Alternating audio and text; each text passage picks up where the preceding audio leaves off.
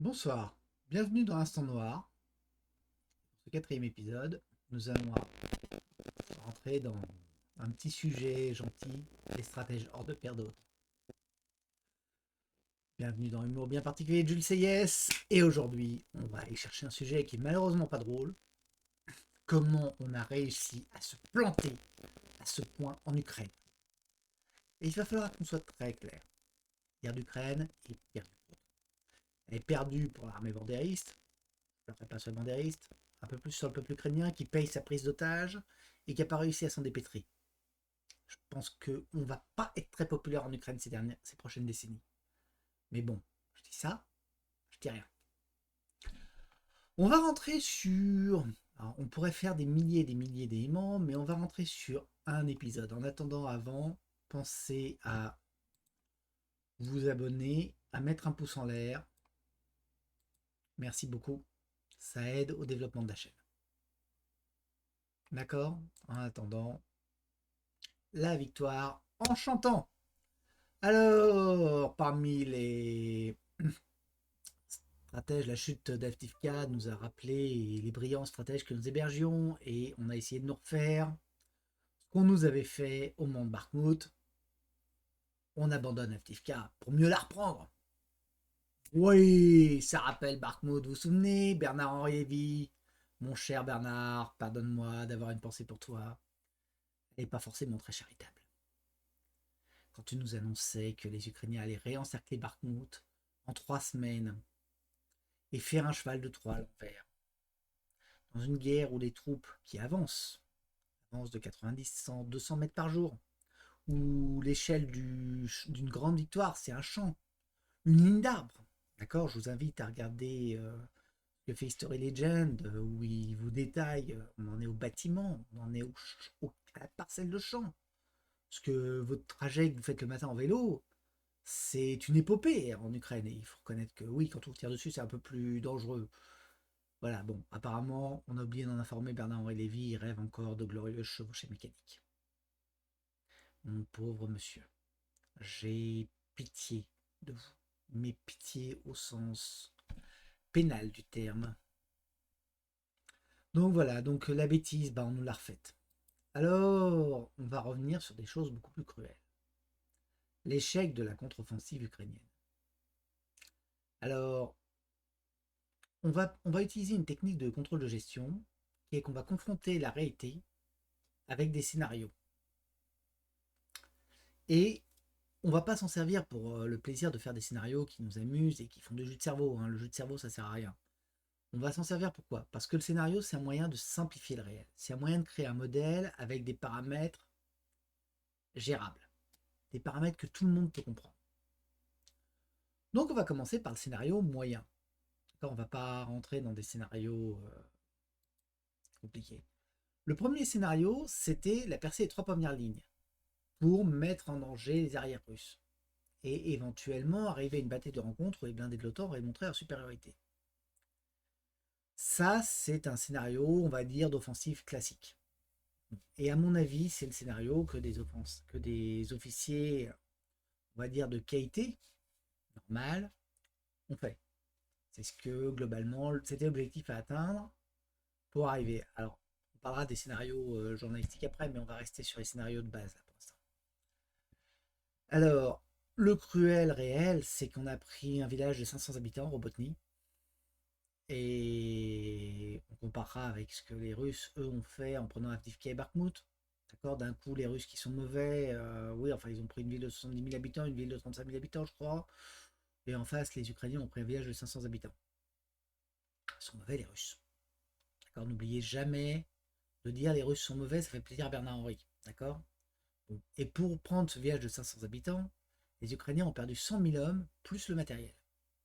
Ils ont mis Bradley Square. Alors, on va pas pouvoir rentrer dans toutes les opérations. Mais l'intérêt du scénario, c'est que maintenant, on sait ce que ça aurait dû faire si c'était bien.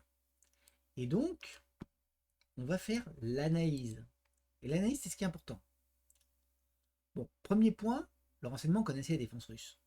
C'est-à-dire, on surveille l'Ukraine avec tous les moyens de renseignement depuis le début des opérations. On a des AWACS, on a des satellites, on a des radars, on a des moyens d'écoute de guerre électronique. Jamais un théâtre d'observation n'a été aussi surveillé. Jaoujny en parlait en parlant d'hypersurveillance du champ de bataille. Je ne saurais mieux dire. On ne peut pas mieux le dire que ça. Le champ de bataille d'Ukraine, on le connaît au mètre carré, à tout verbe près. On est sûrement capable de dire quels officiers russes se rasent le matin et lesquels ne se rasent pas.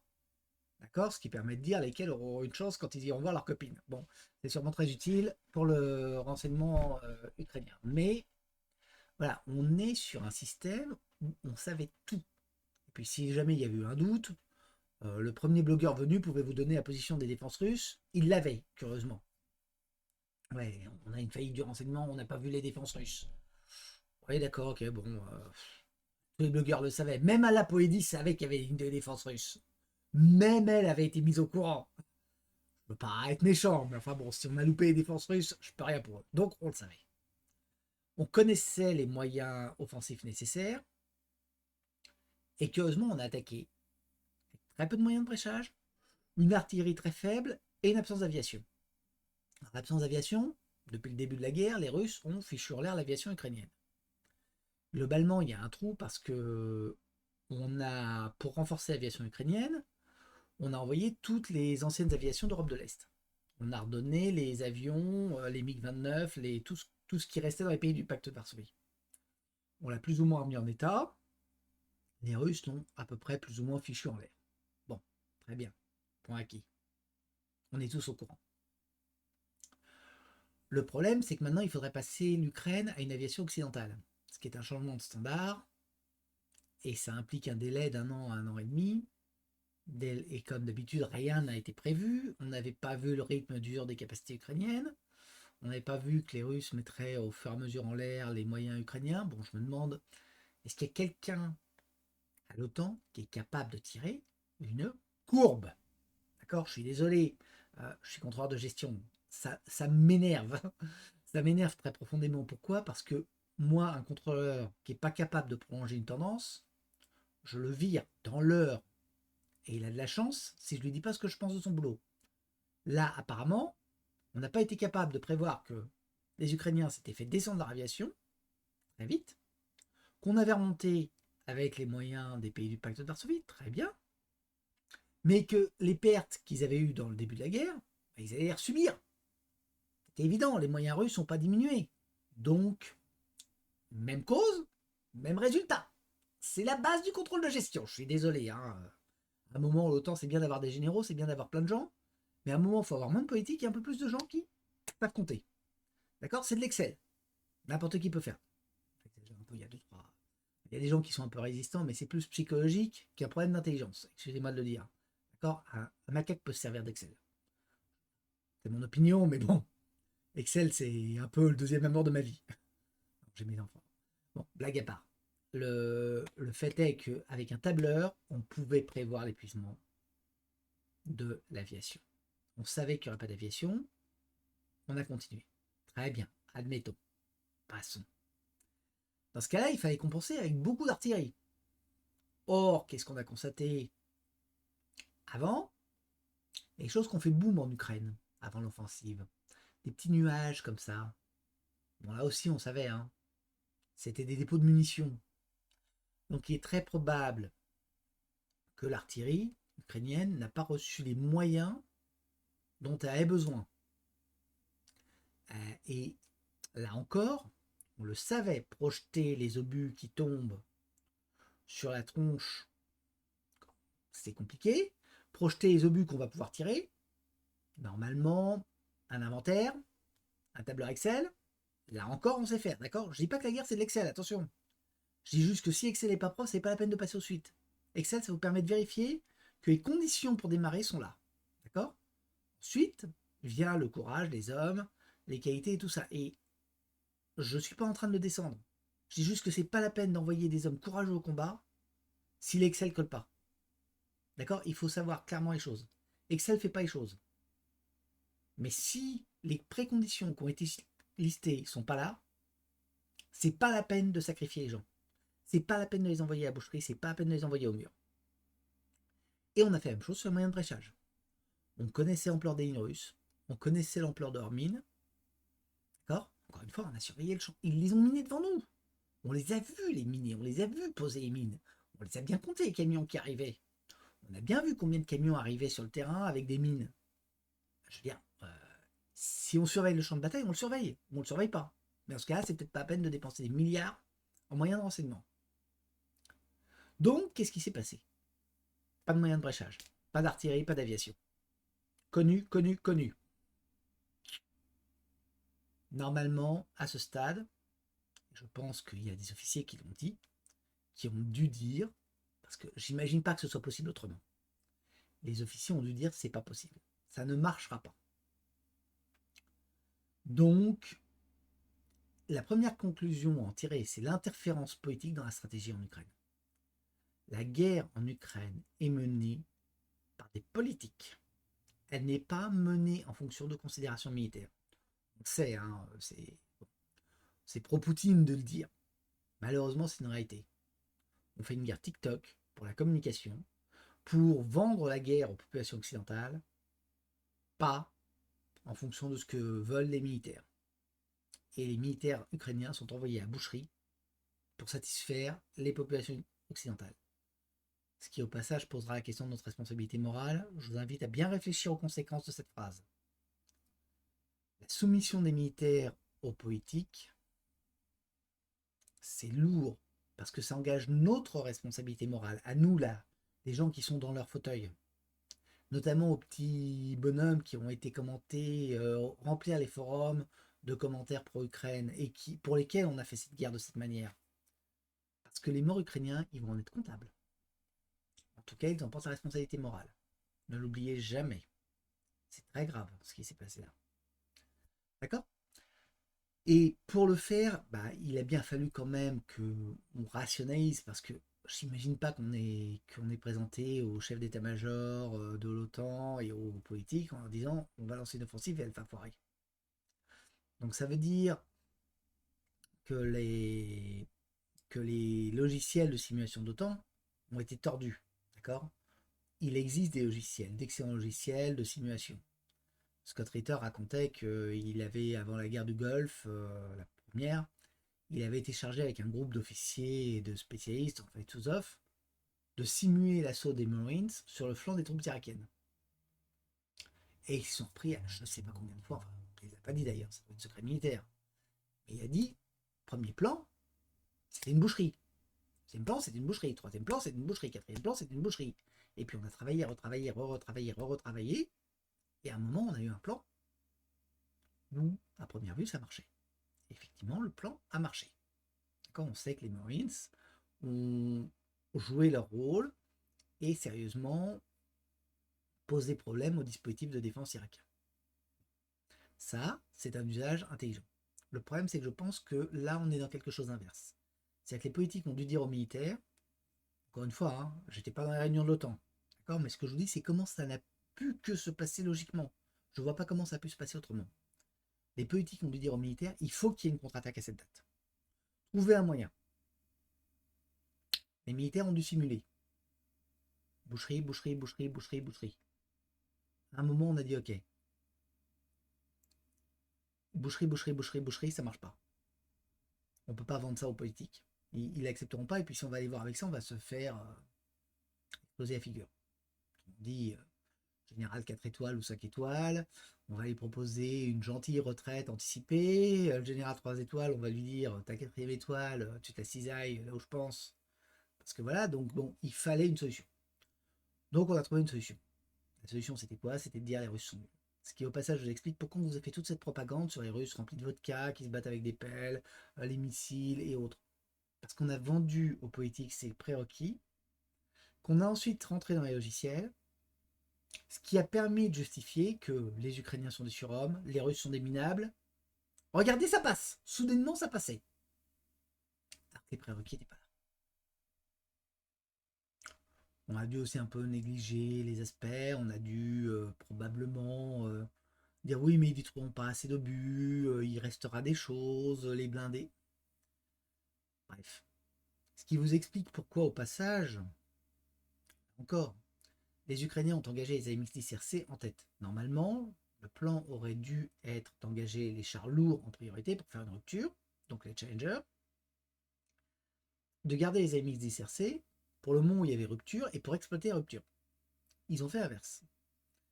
Ce qui est très probable, c'est qu'on a rentré un facteur moral dans les simulations en disant quand les Russes vont voir arriver des chars occidentaux, ils vont avoir la peur de leur vie, ils vont faire Mamma Mia, pas la comédie musicale d'Abba, hein. Ils vont faire Mamma Mia, ils vont se carapater. Voilà, ça a été l'idée. Seul problème, les Russes avaient mis les VDB, c'était les troupes aéroportées, donc c'est quand même l'élite de leur infanterie. Et leur infanterie, bon, même si elle n'avait pas été l'élite, leur infanterie s'est pas carapatée. Les paramètres moraux qui ont été mis dans les logiciels sont très probablement fous. Et ça se savait. Alors ça montre plusieurs choses. D'abord, que nos officiers sont capables de s'auto-intoxiquer. Surtout par le fonctionnement administratif. C'est-à-dire qu'on a trop peu de gens qui sont en ligne avec la réalité, avec le terrain, parce que normalement, on aurait dû vérifier ça. S'il y avait des gens, si c'était des gens qui avaient été sur le terrain, qui avaient vu les Russes au combat, relativement approchés, quoi, qui avaient vu les unités qui avaient affronté les Russes, je pense qu'ils n'auraient jamais fait ça. Parce que il y a des limites au courtisianisme, si vous voulez, ne serait-ce que la simple survie. Ça, c'est quelque chose que ne font que des gens qui sont assurés de rester dans leur bureau et de ne pas vraiment supporter les conséquences de la bêtise. L'important, c'est de sauver leur vie dans la guerre bureaucratique et pas de sauver leur vie sur le terrain, parce qu'ils savent qu'ils ne verront pas le terrain. Première condition. Deuxième condition, ça veut dire que, globalement, l'Ukrainien, vous savez, hein, si ça passe pas, c'est pas d'une grande importance, c'est que des Slaves, quoi.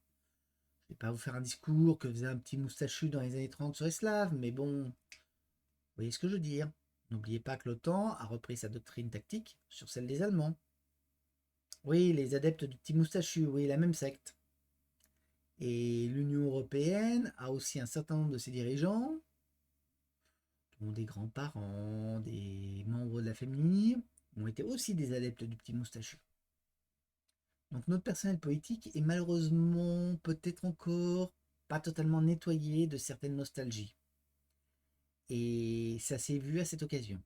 Le problème, c'est qu'à force de considérer que la vie des Ukrainiens c'est sans importance, le problème, c'est qu'on arrive à court de vie ukrainienne, malgré tout. Et on en arrive à la logique. Attention, hein, j'ai fait un article sur Agoravox. Pour moi, l'armée ukrainienne est en train de s'effondrer, clairement. Ça ne veut pas dire qu'elle ne peut pas faire un massacre des innocents. Il resterait 3,4 millions de vies, oui, sacrifiables en Ukraine. Excusez-moi de le dire en ces termes, c'est répugnant, c'est moralement immonde, je sais, mais c'est malheureusement la réalité. Donc voilà, donc il faut qu'on ait clairement ça en tête. Alors maintenant, on va rentrer dans le scénario médiatique. Alors pourquoi on va faire le scénario médiatique? Bon, vous savez tous que c'était une débilité profonde. Les Ukrainiens devaient reprendre Melitopol. Bon, ambitieux. Mais bon, admettons qu'avec les blindés et autres, ça aurait pu passer. Voilà, que le plan blindé est enfoncé. Après tout, hein, c'était le scénario moyen. On perd ses lignes. Donc aller jusqu'au bout, jusqu'à Melitopol, c'était pas complètement idiot. Ça pouvait s'envisager. Destruction du pont de Kerch. Mais alors après, on rentrait dans le summum de la bêtise. La reprise de la Crimée. Alors, je vous laisse imaginer, ça veut dire qu'il faut passer l'isthme de Crimée qui fait 6 km de large. Hein. Il n'est pas très large. Des troupes qui ont été suffisamment épuisées pour, par la percée du front russe, devaient, après avoir pris Melitopol, après avoir, je ne vais pas dire sacrifié parce que ce n'est pas le terme exact, mais diverti suffisamment de troupes pour couvrir leurs flancs, leurs deux flancs, parce qu'il ne fallait pas oublier que sur le front, il y avait le côté vers le Donetsk et il y avait le côté vers Kherson. Donc il fallait mettre des troupes de chaque côté. D'accord? Il fallait mettre des troupes sur Melitopol et des troupes pour occuper le front de la mer d'Azov. Ça fait 1, 2, 3 côtés. C'est des maths, hein? D'accord? Il fallait blinder. Et une fois qu'on avait protégé ça, ensuite, vous pouviez commencer à utiliser la portion congrue restante pour aller faire une frappe sur la Crimée. D'accord? Sachant que les Russes ont à peu près 50 000 hommes qui tenaient le front de Zaporizhia et le front de Kherson. Donc, il fallait aller prendre ça, sachant que les Russes, donc, comme ils avaient 50 000 hommes, bah, il leur restait d'importants effectifs. Il leur restait 200 000 300 000 hommes. Vos troupes usées doivent pouvoir affronter un adversaire qui peut mobiliser 50 100 000 hommes, en rationalisant un peu son front, en cessant d'attaquer et autres. C'est ça l'idée? Bon, voilà. Alors, je vous ai juste démontré militairement la bêtise du scénario médiatique. C'est pas pour refaire, d'accord, la cruelle vérité à flinguer cette opinion. La vidéo vient un peu trop tard, mais bon, c'est pas très grave sur le sujet. Et ce qui compte, et ce qui est toujours d'actualité, c'est le pourquoi. Et là, vous allez comprendre pourquoi Macron nous dit qu'il faut envoyer des troupes. On avait besoin d'une prise de terrain pour accréditer la supériorité de l'OTAN. Comprenez-le bien. L'enjeu n'est pas de gagner le bien contre le mal, blablabla et tout ça. Non, non. L'enjeu, il est de montrer que nos dirigeants sont encore capables de nous diriger. Que l'OTAN est bien gérée. Il faut refaire la crédibilité de nos dirigeants. C'est ça leur enjeu. C'est pour ça qu'ils sont très mécontents. Et c'est pour ça qu'ils sont prêts à remettre au pot. Parce que s'ils ne parviennent pas à se prouver, on va finir par poser des questions. Des questions désagréables. Et peut-être même leur demander des comptes. Ce serait justice, vous me direz. Mais bon. D'accord? Donc pour éviter ça, ils enverront vos gosses se faire crever. D'accord? Et croyez-moi bien une chose, ils en ont autant à foutre de vos gosses que de la vie des Ukrainiens. Vous avez vu à quel point ils en avaient quelque chose à faire.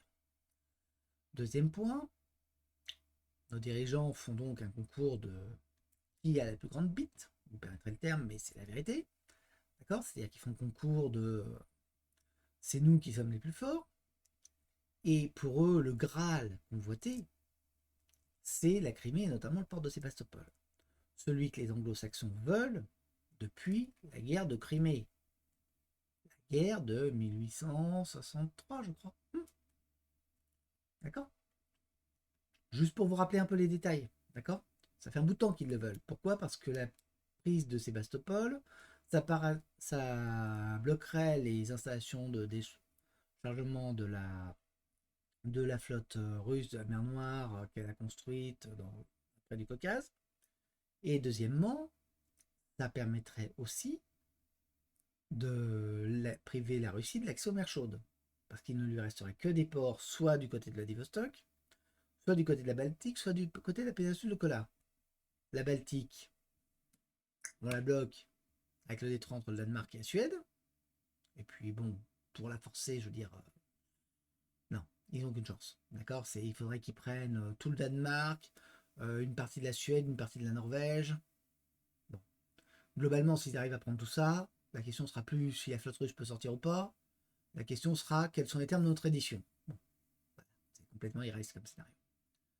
Et les ports de la péninsule de Kola, le problème c'est que comme chacun sait, dans cette région l'hiver est long, l'hiver est froid, et donc bah, ils sont pris par les glaces une partie de l'année. Les Russes sont d'excellents brise-glace, mais pour maintenir une flotte en condition opérationnelle, on fait mieux. Donc le vrai port, celui qui donne à la Russie, on va dire, les moyens d'une diplomatie internationale, notamment vers l'Afrique, vers l'Inde et autres, c'est Sébastopol. Sébastopol, c'est le Graal dont rêvent les anglo-saxons. Et là-dessus, pour ce Graal-là, c'est un peu comme Arthur qui est prêt à envoyer ses chevaliers, vous savez. Sauf que Arthur, ses chevaliers, en plus, il les aime bien. Là, comment dire, la peau des Allemands, oui, à la rigueur, ils ont une certaine sensibilité. La peau des Français, la peau des Italiens, comment vous dire, c'est des peuples catholiques, vous savez, c'est sans importance. Donc, n'ayez aucune illusion sur le mépris de la vie de nos dirigeants, mais c'est ça Et ça transparaissait dans leur scénario. Le scénario qui a été vendu dans les médias vous dit ce que nos dirigeants veulent. Il ne vous dit pas ce qui était prévisible militairement. Il vous dit ce que nos dirigeants veulent. Ne l'oubliez jamais.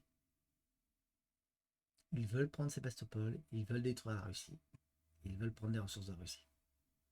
Pour les piller à leur profit. Pour votre, je vous rassure, vous n'aurez rien sur le butin. D'accord, enfin si, vous aurez les cadavres. Vous aurez les impôts, vous ferez les efforts. Mais le butin, quand il tombera, vous ne les enverrez pas à couleur. Cacahuètes. Mais bon. Donc voilà, donc ça c'est le point à prendre en compte. Alors on va essayer de résumer quand même un peu ce qu'on a dit. Le premier point, les politiques, les idéologues sont à la manœuvre et n'attendez de leur part aucune prise en compte du réel. La vie des Ukrainiens est méprisée. Donc dites-vous bien une chose, si jamais l'Ukraine, les Kieviens gagnaient, l'Ukraine bandériste gagnait, ces gens qui détestent les russophones, qui les considèrent comme la lie de la terre, dans le meilleur des cas, il faut écouter à la fois les sketchs de Zelensky et les citations de Poroshenko, ils n'auront aucun problème à libérer leur bataillon de représailles pour faire des nettoyages ethniques. Si jamais on avait, ce qu'on nous raconte, une reprise des frontières de 91 par l'Ukraine, dites-vous bien une chose, vous aurez 1 million de réfugiés. Et ils viendront pas en Occident, ils viendront en Russie, ils partiront vers la Russie. D'accord? Avec pogrom, viol, massacre, pillage, bon. Après tout, il faut les comprendre. Une fois que vous avez fait partir les gens, vous récupérez les maisons, vous récupérez les usines, vous récupérez les actifs. C'est sympa, ça rapporte. Bon, il n'y a pas de petits bénéfices. Point suivant, qu'il ne faut pas oublier, et ça nous concerne, nous, en Occident, les militaires sont désormais incapables de maîtriser les politiques. On a vu la même chose durant la Covid, où les médecins n'ont pas été capables de maîtriser les politiques, et l'important c'est la boucle média politique.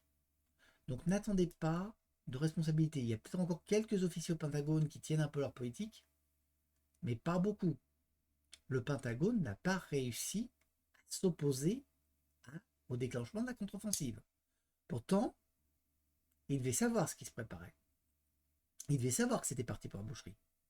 Si le Pentagone n'a pas su, il faut se poser des questions sur leurs compétences. Et je pense qu'il le savait. Rappelez-vous que McGregor et Scott Ritter sont des officiers américains. D'accord ? Ce sont certes des voix dissidentes, mais curieusement, ces voix dissidentes sont particulièrement bien informées. Qui les informe ? Alors, je suis sûr qu'ils ont plein d'amis. Je suis sûr que ce sont des gens très sympathiques avec lesquels boire une bière peut être très agréable. Enfin, je ne vois pas, mais eux boivent sûrement, on doit pouvoir passer un bon moment avec eux.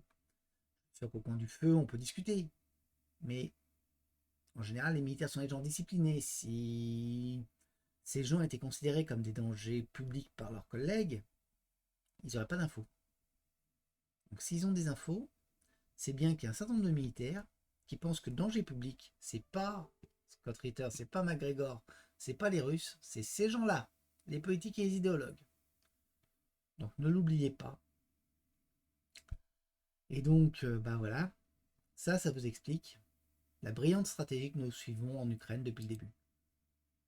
Pourquoi on se mange mur sur mur, pourquoi on a un impact l'un après l'autre, et pourquoi on est incapable de corriger. Il n'y a aucune force politique, aucune force sociale qui soit capable d'enrayer la boucherie en cours. Excusez-moi de dire un peu méchamment, mais nous avons un véritable problème démocratique. Le débat démocratique ne fonctionne plus chez nous, et on a tué 500 000 Ukrainiens parce qu'on n'est pas capable de maîtriser nos politiques. On n'est pas capable de maîtriser nos médias, ils sont partis en boucle entre eux, et ils imposent leur... Alors moi j'appelle ça délire, certains appellent ça leur décision, on va dire leurs options, pour trouver un moyen terme, au reste de la société. Qu'importe que les professionnels disent non. Qu'importe ce que nous en pensons, qu'importe ce que le reste du corps social dit, ils ont les moyens, par les leviers de commande, de maîtriser, et ils ont une minorité sociale qui leur permet de contrôler. Et ça, c'est très, très, très dangereux.